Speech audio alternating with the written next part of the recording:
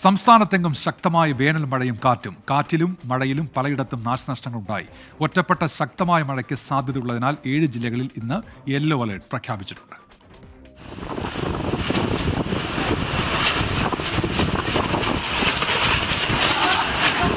എറണാകുളത്ത് കനത്ത മഴയിൽ വീട് തകർന്നു.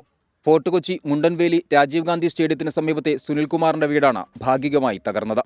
അപകട സമയത്ത് വീട്ടിലുണ്ടായിരുന്നവർ ഓടി രക്ഷപ്പെട്ടു. മലപ്പുറം മച്ചിങ്ങൽ ബൈപ്പാസിലും തിരുവനന്തപുരം കുന്നത്തുകാലും മരം കടപുഴകി വീണ് നാശനഷ്ടമുണ്ടായി.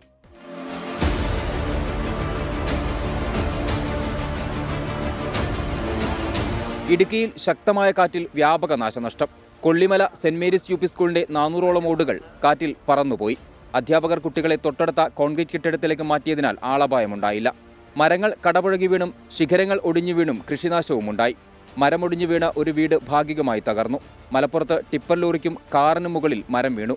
പാലക്കാട് ഷൊർണൂർ കുളപ്പുള്ളിയിൽ ഇടിമിന്നലേറ്റ് തെങ്ങിന് തീപിടിച്ചു.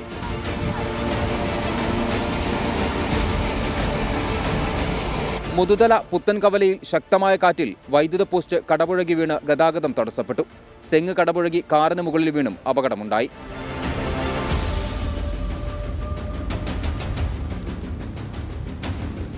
തിരുവനന്തപുരം, പത്തനംതിട്ട, എറണാകുളം, തൃശൂർ, പാലക്കാട്, മലപ്പുറം, വയനാട് ജില്ലകളിലാണ് ഇന്ന് യെല്ലോ അലർട്ട്. നാളെ മലപ്പുറം, വയനാട് ജില്ലകളിലും യെല്ലോ അലർട്ട് പ്രഖ്യാപിച്ചിട്ടുണ്ട്. വിവിധ ബ്യൂറോകൾക്കൊപ്പം ന്യൂസ് ഡെസ്ക് 24.